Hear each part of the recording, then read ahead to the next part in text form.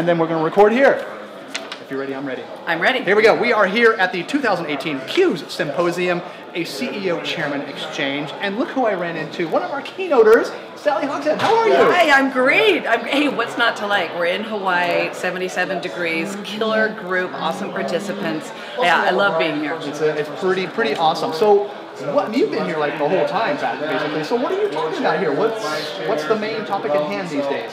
One of the biggest problems that credit unions are facing is that members don't understand the difference between credit unions. In other words, the industry is becoming commoditized. Yeah. Members are distracted. Millennials are entering and they don't really understand why one is different than another. And so I'm showing people how do they differentiate themselves and their credit union, not by looking at marketing, but by understanding how they as individuals can add the most value to differentiate themselves, to draw their team together. I've measured 1 million professionals inside of companies like Morgan Stanley, Raymond James, AT&T, IBM, and what we found is the high performers in teams do two things differently. The high performers of the 1 million people we measured.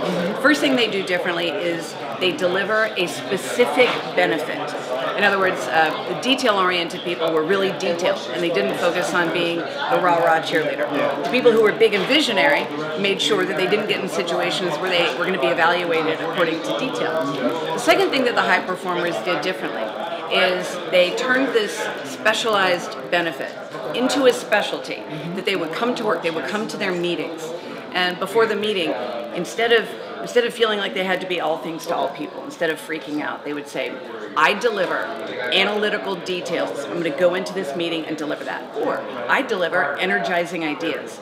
So they were able to, instead of trying to fix themselves, they were able to identify their greatest advantage, do it over and over again, and as a result, they were among the highest performers of their team. So how does this help a credit union overall? Obviously, you have these people that are raising the bar, the level, so it sounds like a lot of other people it might be kind of infectious in a good way, I would think. Is that how it kind of benefits a credit union?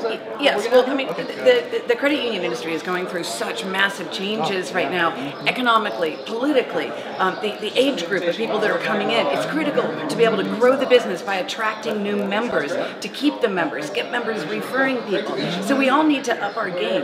And what I found is that one of the best ways that we can add value is before we can really add value, we have to understand how we ourselves are perceived by other people at our best. And so when you can look through that lens, how do other people see you at your best, then it becomes a lot easier for you to deliver that over and over again. The problem is within credit unions, because a lot of times there's a long tenure of the people that are staying there, which is good. But sometimes there can be habits that become ingrained that make it difficult for the team to keep up with technology or keep up with new customer service requests or complaints. So in my time with these participants, yesterday, today, tomorrow, I've been helping them identify how do you pinpoint that unique value that you deliver, that your team needs, that your members need, so that you're more fulfilled in your work, but more importantly, you raise the level of performance. What do you want your audience to do when they go back to their credit? Because a lot of times we go to these conferences and we listen to great speakers like you, and then we go back to the office and, okay, it's business as usual. How can you get them to act on this stuff? What do you want them to do? We have a special gift here for your audience. We have a cool special gift. We're going to open up a custom code to the Fascination Advantage assessment. Okay. It's the assessment that I built over a decade. If you were going to pick a code, what code would you want it to be? A code that's going to be their specialized code. What code would you want? What code would I want? Credit union? No, that's not obvious. I like the creativity. You're eating distinct value of being creative. What would your code be? I don't know, maybe my dog or something like that. Okay. Or a really cool place on the planet Earth like Hawaii. How about Hawaii? Yeah. Okay, great. Yeah. Okay, so here's your code. You can take the assessment. You can learn just like these participants are doing. You can learn what makes you most valuable and most fascinating. And you can do it too. Okay. Okay, here's how to do it. Go to howtofascinate.com/you, Y-O-U. Okay. howtofascinate.com/you. Okay. And then they put in a code. They'll get to do it for free. And that code is Hawaii. Perfect. HAWAII. Yeah. I know. That's what, somebody really smart came up with that code. Somebody was going to come up with credit union as the code. Nothing against credit Nothing unions. against I credit love the union. industry. Great people. But I just want to be a little creative. Right, That's of all. course, I like it. Yeah. Okay, cool. So where can folks find out more about what you do and how you can help folks? Because obviously you've worked with some pretty heavy hitters in your day. So where can we find out more information? Sure. I have 2 New York Times bestsellers. Oh, is that all? Yeah, my mom would tell you that. I had other good books too. A book that I recommend is How the World Sees You. Okay. How the World Sees You. It's about understanding in a competitive environment, distracted, commoditized, how do other people see you at your best? And you can buy that in a bookstore on Amazon. Or you can come to the website, howtofascinate.com. I'm the CEO and founder. My team loves working with people in all different industries, especially credit unions. Cool. Well, great message to end on. Great. Sally, Yeah, thank you so thank much. you. You Thank have you. It's a just a pleasure. little bit of energy. Just a little bit. Thank you for that. Oh, wonderful. Thank Go to our website, howtofascinate.com. Howtofascinate.com. There you go. You heard it. Excellent. Thank you very much. Yay! Boom, boom. Excellent. Look at that. 6 minutes of fun. Perfecto. Ready? I'm ready. Here we go. He's ready, ladies and gentlemen. We are here at CU's 2018 Symposium, a CEO Chairman Exchange, and we are here with Tropical Financial's Rich Helper. How are you, Rich? Doing great. How are you today? I'm doing all right, thank you. How can you not be doing okay in a wonderful place like this? It's a great environment. A lot of learning going on. A lot of great content. We just had Sally Hogshead in here giving us, oh my gosh, does she have energy or what? I don't know if you got to see her. Oh, no, I have. Yeah. Okay. She's full of energy, of entertaining, and a lot of fun, and learned a lot from And some her. good content for sure. Hey, speaking of content at the conference, some conference takeaways. What do you want to take away? What do you want to take back to Tropical Financial? Well, one of the great things about this is that you're getting the exposure to some of the brightest minds in the country. Oh, no doubt. You know, Stanford, Wharton, on down, New York Times bestsellers and so forth. And these are the people who are consulting with Fortune 500 companies. And so, this is not just a low grade, somebody who's on the circuit. This is the real deal here. This is some of the best minds in the country. Yeah. And insight into organizational behavior and governance and processes, and to be here with the chairman. Then there's a collective thinking then that you can have. So a lot of times when you go to a conference and you have your takeaways, you go, well, it's really hard to transfer that to other people in the organization, be it the board or your senior team.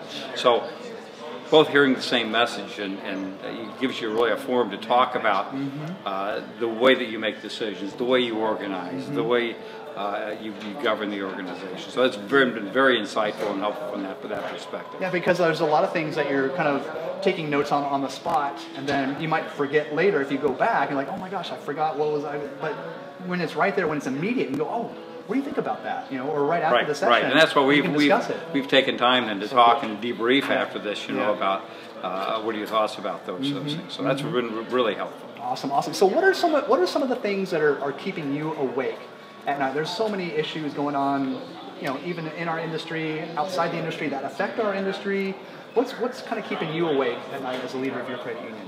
Well, the whole fintech revolution is probably the biggest thing that's shaping us. How do you transfer from a company, an organization that has been designed one way and reorganize it to behave in a different way? And it's very challenging because you've got institutionalized behaviors, regulations, and exams and reporting and different things that go on that are all designed for an old framework.